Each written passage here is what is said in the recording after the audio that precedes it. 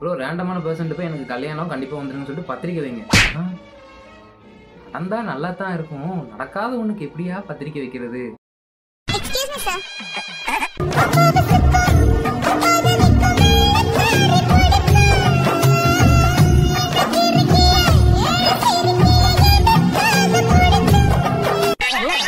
ஒரு ஊரா பொண்ணு கிட்ட ஒரு நாதாரையும் தரமாட்டேன். அதான் காரணம். அது வேற ஒண்ணும் இல்லம்மா.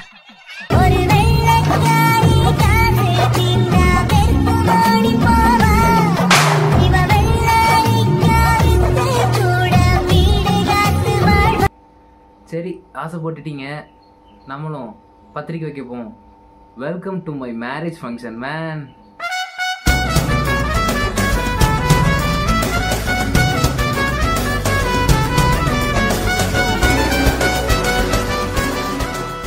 சரி டாஸ்க்கை பண்ணுறதுக்கு நம்ம இப்போ வந்து ஒரு உப்பளத்தில் இருக்கிற ஆஃபீஸுக்கு வந்திருக்கோம். நானே என் ஃப்ரெண்டு தான் வந்திருக்கோம். ஃப்ரெண்டுக்கு வந்து கேமரா செய்கிறதுனால அவர் அந்த பக்கம் நிற்கிறாரு. சரி வாங்க அவங்க ரியாக்ஷனை பார்க்கலாம்.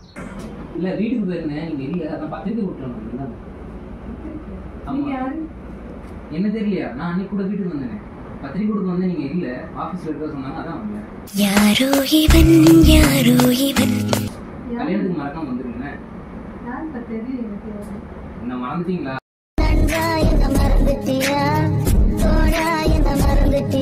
என்ன நீங்க உங்க வீட்டுக்காரர் தெரியாதுங்க, உங்களதாங்க எனக்கு தெரியும்.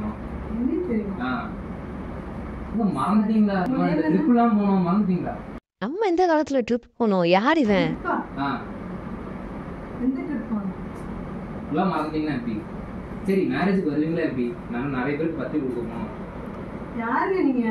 சாரி, நீங்க யாரு எனக்கு தெரியல. கல்யாணத்துக்கு வந்துருங்க. மொய் வந்து நான் பெருசா ஒன்றும் கேட்க மாட்டேன், ஒரு 1 லட்ச ரூபா எழுதிருங்க, அவ்வளவுதான். பெருசா நான் எதுவும் கேட்கல. போயா எங்க எங்க எங்க வாங்க வாங்க ஒரு நிமிஷம். இது வந்து வீடியோக்கு ஒரு பிராங்க், சரியா? இது வந்து உண்மையெல்லாம் கிடையாது, தப்பா நினைச்சுக்காதீங்க. நம்ம சேனலை சப்ஸ்கிரைப் பண்ண சொல்லிடுங்க.